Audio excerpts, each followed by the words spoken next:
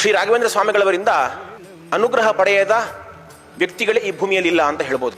ಪ್ರತಿಯೊಬ್ಬ ವ್ಯಕ್ತಿಗೂ ಕೂಡ ಒಂದಲ್ಲ ಒಂದು ರೀತಿಯಿಂದ ಅನುಗ್ರಹವನ್ನು ಮಾಡಿದರು ನಮ್ಮ ರಾಘವೇಂದ್ರ ಸ್ವಾಮಿಗಳವರು. ಹಳ್ಳಿಯಿಂದ ಹಿಡಿದು ಡಿಲ್ಲಿಯವರೆಗೆ, ಈ ದೇಶದಿಂದ ಹಿಡಿದು ಪರದೇಶದವರೆಗೆ, ಬಾಲರಿಂದ ಹಿಡಿದು ವೃದ್ಧರವರೆಗೆ, ಪಾಮರರಿಂದ ಹಿಡಿದು ಪಂಡಿತರವರೆಗೂ ಕೂಡ ಅನುಗ್ರಹವನ್ನು ಮಾಡಿದವರು ರಾಘವೇಂದ್ರ ಸ್ವಾಮಿಗಳವರು. ಸಾಮಾನ್ಯ ಭಕ್ತರು ಅವರನ್ನ ಕಾಮಧೇನು, ಕಲ್ಪವೃಕ್ಷ ಅಂತ ಹೇಳಿ ಅವ್ರನ್ನ ಸ್ತೋತ್ರ ಮಾಡ್ತಾರೆ, ಕೊಂಡಾಡ್ತಾರೆ. ಯಾಕೆ? ರಾಘವೇಂದ್ರ ಸ್ವಾಮಿಗಳವರಲ್ಲಿ ಏನು ಬೇಡಿದ್ರು ನಮಗವರು ಅನುಗ್ರಹ ಮಾಡ್ತಾರೆ, ಬೇಡಿದ್ದನ್ನೆಲ್ಲ ಕೊಡ್ತಾರೆ ಅವರು ಅಂತ. ಸಾಮಾನ್ಯ ಜನರದ್ದು ಈ ರೀತಿಯ ಅಭಿಪ್ರಾಯ ಆದರೆ, ಪಂಡಿತರಿಗೆ ಇದಕ್ಕಿಂತ ದೊಡ್ಡ ಅಭಿಪ್ರಾಯ ಇದೆ.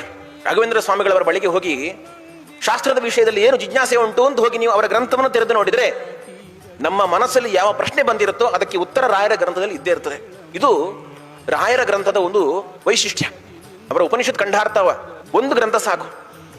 ಸಮಗ್ರ ಉಪನಿಷತ್ತು ಏನು ಹೇಳಲಿಕ್ಕೆ ಹೊರಟಿದೆ, ಭಾಷ್ಯದಲ್ಲಿ ಆಚಾರ್ಯರು ಏನು ಹೇಳಿದ್ದಾರೆ ಅನ್ನೋದನ್ನ ಸಮಗ್ರವಾಗಿ ಅದನ್ನು ಕ್ರೋಢೀಕರಿಸಿ ಬಹಳ ಸರಳ ಭಾಷೆಯಲ್ಲಿ ಎಲ್ಲರಿಗೂ ಮನಮುಟ್ಟುವ ರೀತಿಯಲ್ಲಿ, ಈ ಮೊಸರನ್ನು ಕಡಿದು ಬೆಣ್ಣೆ ತೆಗೆದುಕೊಟ್ಟ ರೀತಿಯಲ್ಲಿ ಬಹಳ ಸುಲಲಿತವಾಗಿ ಅದನ್ನು ನಿರೂಪಿಸುವಂತಹ ಶೈಲಿ ಅದು ರಾಯರದ್ದು.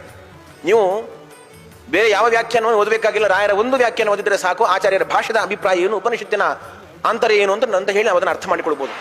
ಶ್ರೀಮನ್ ನ್ಯಾಯಸುಧಾ ಅಧ್ಯಯನ ಮಾಡುವಂಥ ವಿದ್ಯಾರ್ಥಿಗೆ ಪರಿಮಳ ಗ್ರಂಥ ಇಲ್ಲದೇನೆ ಸುಧೇ ಪರಿಮಳ ಅರ್ಥ ಆಗುವುದಿಲ್ಲ.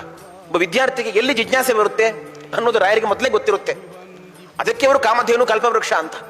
ನಮ್ಮ ಮನಸ್ಸಲ್ಲಿ ಎಲ್ಲಿ ಪ್ರಶ್ನೆ ಬರುತ್ತೆ ಅನ್ನೋದನ್ನು ಅರ್ಥ ಮಾಡಿಕೊಂಡು ಅಲ್ಲಲ್ಲಿ ಕೂಡ ಎಲ್ಲಿ ಜಿಜ್ಞಾಸೆ ಬರುತ್ತೆ ಅಲ್ಲಿ ಬಹಳ ಸೂಕ್ತವಾದಂತಹ, ಸಂಗತವಾಗುವಂತಹ ಉತ್ತರವನ್ನು ಬಹಳ ಸಣ್ಣ ಸಣ್ಣ ವಾಕ್ಯಗಳಿಂದ ಕೊಟ್ಟು ಸಮಾಧಾನವನ್ನು ಹೇಳುವಂತಹ ಒಂದು ದೊಡ್ಡ ವೈಶಿಷ್ಟ್ಯ ರಾಯರ ಗ್ರಂಥಗಳಲ್ಲಿದೆ. ಹಾಗಾಗಿ ಸಾಮಾನ್ಯರಿಗೆ ಮಾತ್ರವಲ್ಲ, ಅವರು ಜಿಜ್ಞಾಸುಗಳಿಗೂ ಪಂಡಿತರಿಗೂ ಕೂಡ ಅವರು ಕಾಮಧೇನು. ಅಂತಹ ರಾಯರ ಅನುಗ್ರಹ ಪ್ರತಿಯೊಬ್ಬ ಸಾಧಕನಿಗೂ ಇರಬೇಕು.